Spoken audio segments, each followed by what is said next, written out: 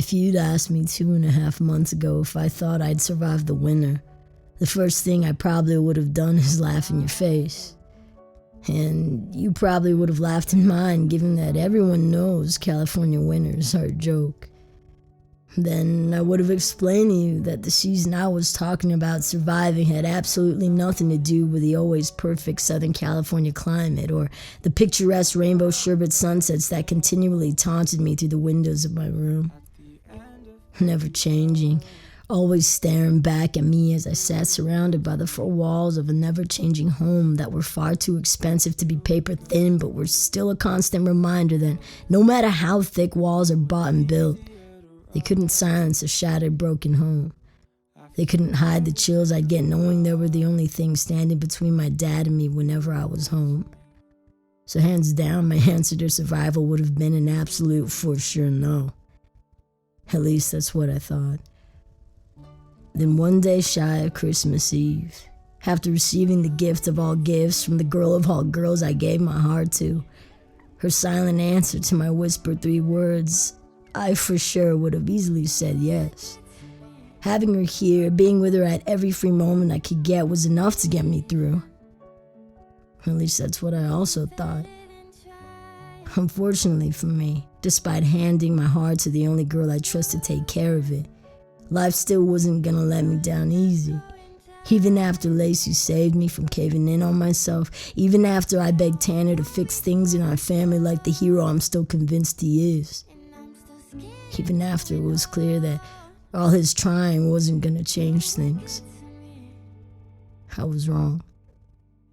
Our home situation kept on swinging, cheap shot after cheap shot, and 2.5 months later, I'm still up against the ropes.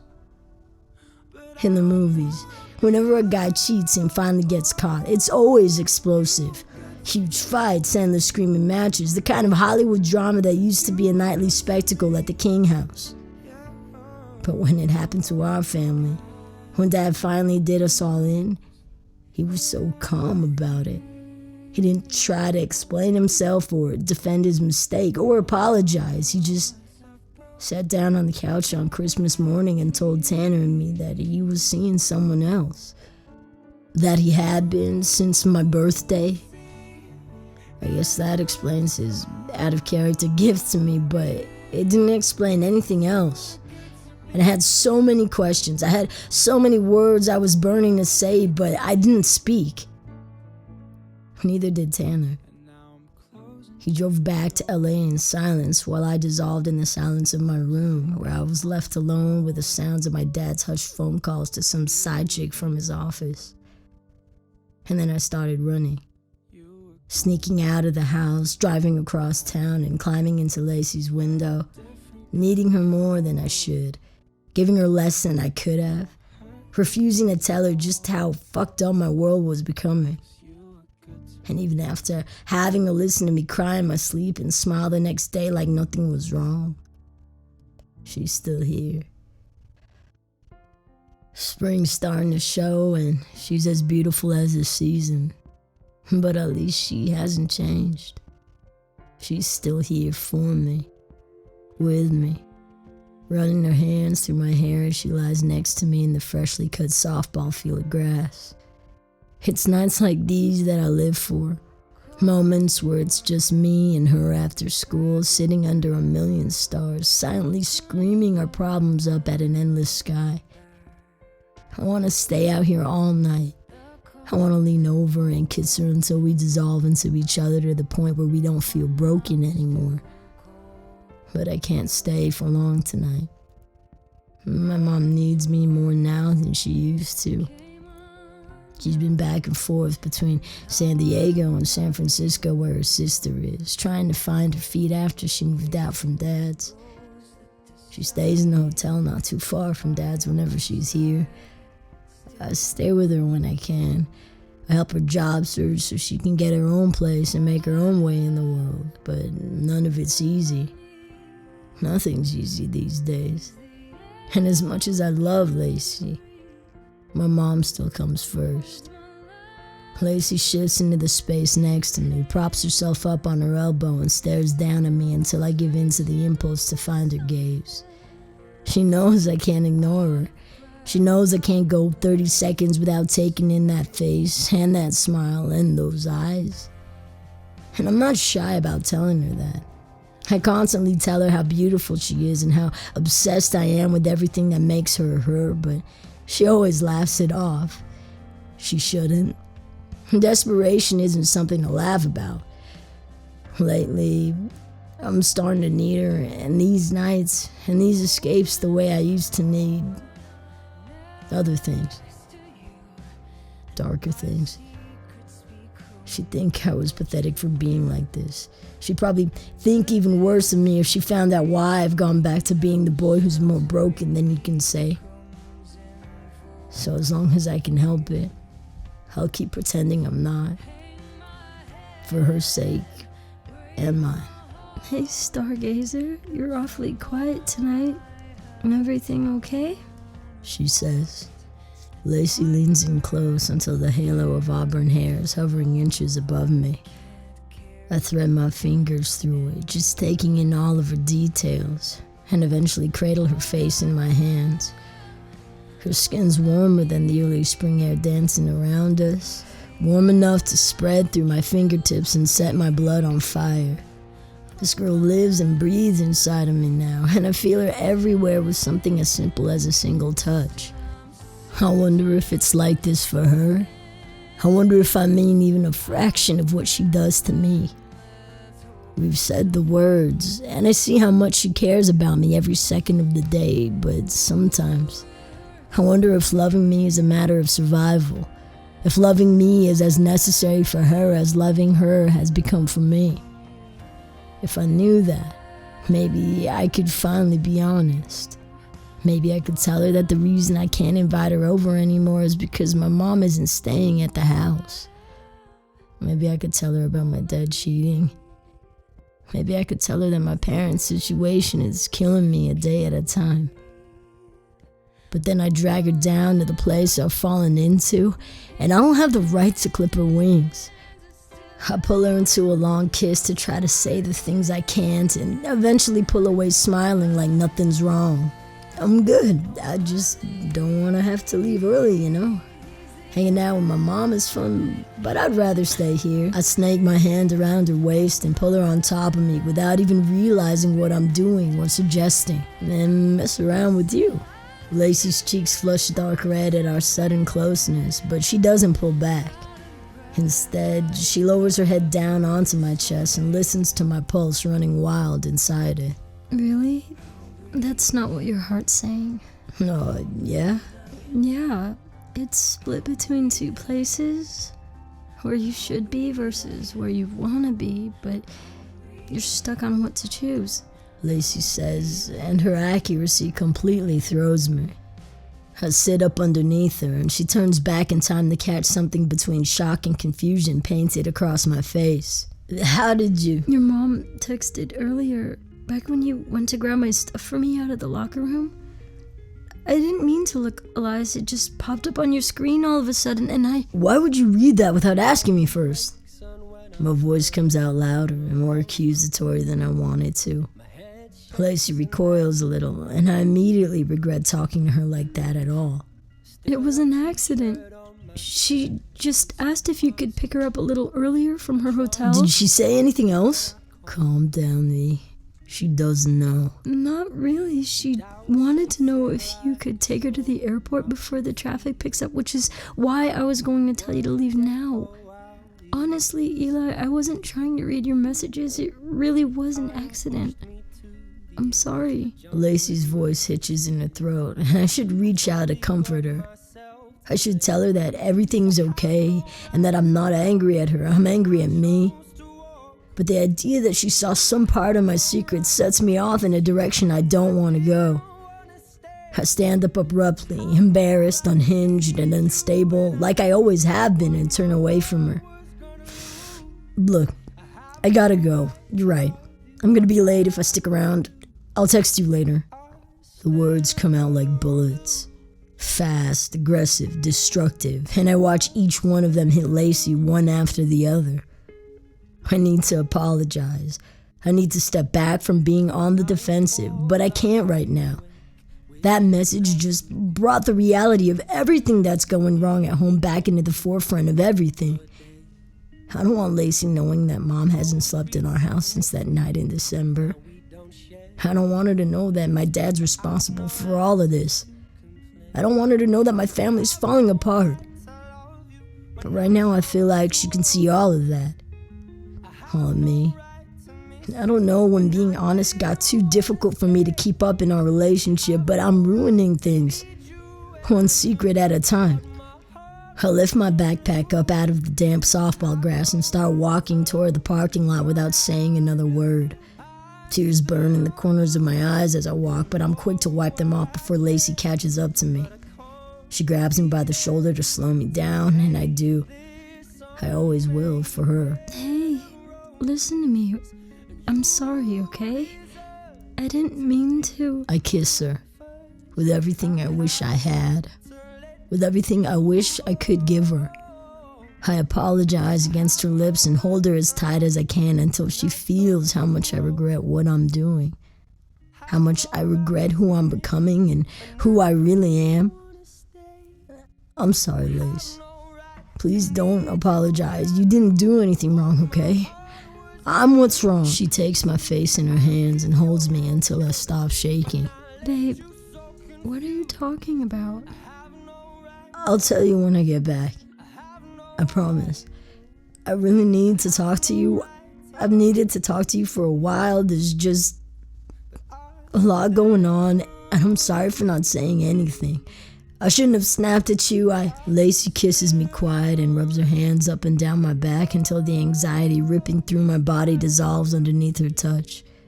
And I know in that moment that I do not deserve her. I probably never will.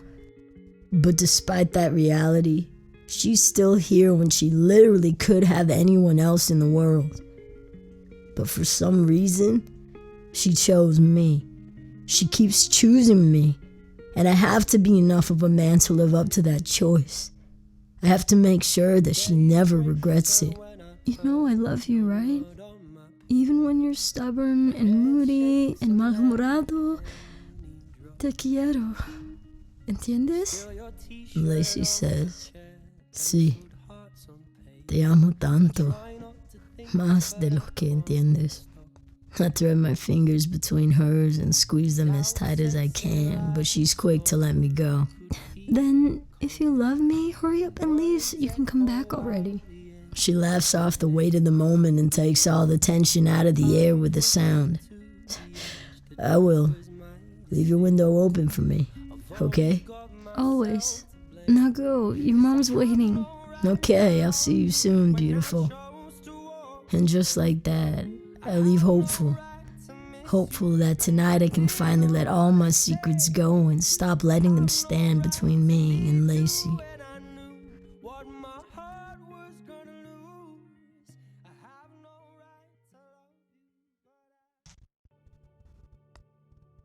My mom's strangely quiet on the way to San Diego International. Usually, the first thing she does when she hops in the car is reach for the radio so she can sing along with top 40 hits, Catalan accent in full swing. But today, she insisted on struggling to get her two larger than normal suitcases into the back without my help, climbed into the front seat, and has been close to silent ever since. Once traffic on the 5 comes to a near standstill, I glance over to check in with her to try to get an idea of where her head's at today. I almost open my mouth and ask her if everything's okay, but that's the one question I've been trying to bury ever since Dad admitted to cheating. It's not like I'm stupid enough to not know her answer. How could anybody be okay in her situation? How could anyone else temporarily move out of the place they've always called home and into a hotel room with a smile? She did. No matter how much I knew it was killing her to not be around me and Tanner day to day so soon after the holidays, she acted like it was fine. We had our own version of Christmas in her tiny one bedroom and brought her favorite things from home, hoping it would help make some part of this bullshit easier. She smiled even wider that day. She smiled and held on to me and Tanner like she'd never let go. But despite how strong I know she is, I keep waiting for her to break. for her to finally open up about everything she's feeling so I can figure out how to help her, how to make some part of this easier. But maybe today's that day. Maybe today both of us can finally be honest. I must be in a lot of trouble to get the silent treatment from you, Mama. What'd I do this time? I tease. She snaps out of her staring contest with the freeway and finally looks over at me. Her eyes find mine, but they're unsteady, suddenly unsure of themselves in a way that I've never seen before. Even on nights where she wasn't sure whether or not Dad would come home, she didn't look like this. My heart speeds up in my chest, but I force myself to ignore the feeling. I have to if I'm going to make it through the conversation without letting her know how worried I am. Nothing. I was just thinking about you. You know how I get before I leave, mijo. Mom's voice wavers in time with her eyes. I reach across the car and take her hand in mine to calm her down. I do. I've driven you here enough times to know that by the time we pass the In-N-Out on Damon Avenue, you're gonna start crying. I even brought tissues along this time in case things get bad. I nod over to the pack of Kleenex I left for her on the dashboard. She forces a laugh, but it doesn't even come close to reaching her eyes. And this is why I love you, niño. You know me better than anybody else. Even your brother. When you were little and things were starting to get difficult with your father, you'd always find me when I was down, throw your little arms around me and say, "Todo va a estar bien, Mama." And I don't know how you knew that I needed you all those times, but you always made me smile. You always make things better for me, even when I can't do the same for you. My mom's voice dies away in her throat as small sobs take their place. I squeeze her hand as tight as I can because I feel her slipping. I feel how different this car ride is from all the other times I've driven her down this same route. Her past San Francisco trips never involved heavy suitcases. She wouldn't allow me to carry her preemptive text from Tanner asking if he should come down in the middle of the quarter to be here with us tonight. Leaving always upsets her, but has never left her this broken. Hey, easy on the tears, okay? We're not even at In-N-Out yet. I'm gonna have to pull over and hold you if you keep crying like that. I smile at her. The whole thing is forced and painful. But I do what I have to do. I do what she needs me to because she needs me to be strong for the two of us today. I know. I'm sorry. I just wanted things to be so different for you and your brother, mijo. I wanted you to grow up loving your family the way I loved mine. I wanted you to be so much happier than you are. I am happy, Mama. Will I be without you? Every good thing in my life has happened because of you. So what happens after today? Nobody's home is perfect, but you made the best of ours. Even though it's broken, you kept us all together. But now I can't. I can't even live under the same roof as that man. I can't even provide for you on my own. I can't do anything. So do what you need to do until you can. Until you're independent. If going up north is what you need, and if it's what's best, then I'm rooting for you, okay? I'm not 6 anymore, Mama. I'll be fine down here as long as I can talk your ear off every day on the phone and FaceTime you until you get sick of it. My mom laughs through her tears for the first time, and the sound of it stops the sadness from choking me altogether. I'll call you every day until I find a way to bring you upstate to live with me. Once I find a job, I'll find a school for you, and School can wait. We've got time, so take it.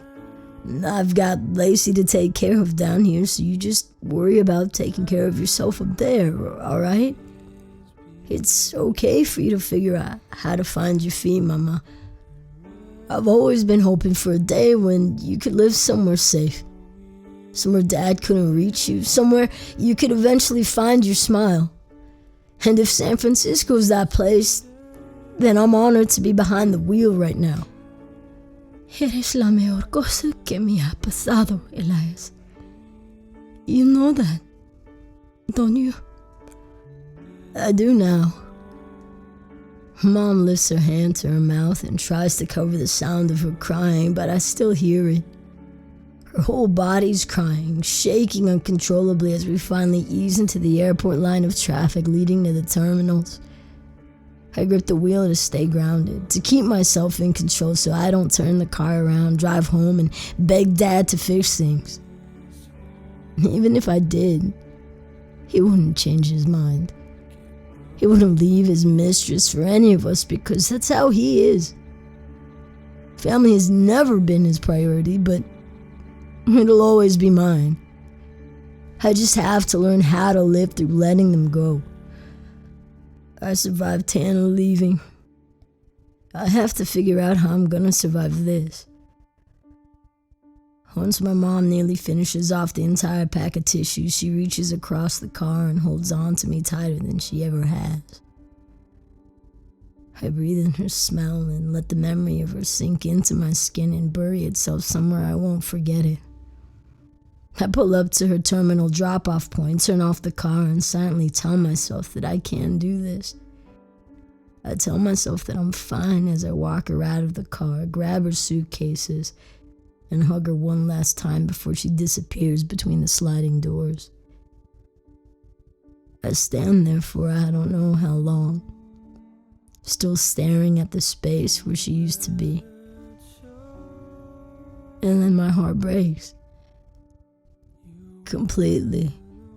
Snaps clean into a million pieces and scatters all over the grimy airport concrete. The force of it nearly takes me to the ground, but I start sprinting after my mom before I totally fall apart. I brush shoulders with a couple people and draw half the airport's attention as I run towards security and after her. I'm breaking a million rules and disturbing everyone and everything around me as I call out her name, but I don't care as long as she hears me. I hope to God that she can still hear me. I shove my way through the passenger line until I reach the point where all that's separating me from getting to my mom is the security checkpoint. I try to rush through the metal detector, but a bald TSA guy 3 times my size steps in my way to stop me. I tell him that I'm looking for my mom, that I just need to see her smile and hold on to her one more time, so I know she's okay, so I know I'll be okay. But he denies me the chance. He quietly ushers me out of the airport and back out to my car instead of hearing me out. He tells me to pull myself together and motions for me to leave before any other security has to be called. And I listen. I follow his orders without a fight because all the fight I had is just left on a plane to San Francisco. Once he's done talking to me, I get back in the car, where it's terribly silent, and fill it with sound. I turn on the radio so I don't have to hear myself screaming as I enter the freeway. I turn off my phone so I don't have to hear the sound of Lacey calling to ask if I'm on my way to where she is. I turn the car in the opposite direction of her house and mine, and for the first time in over a year, I shut off my conscience. I tune out the voice that knows the difference between good and bad, between right and wrong, and let myself go dark. Because at least in the shadows, I can forget what it's like to be me for a little while.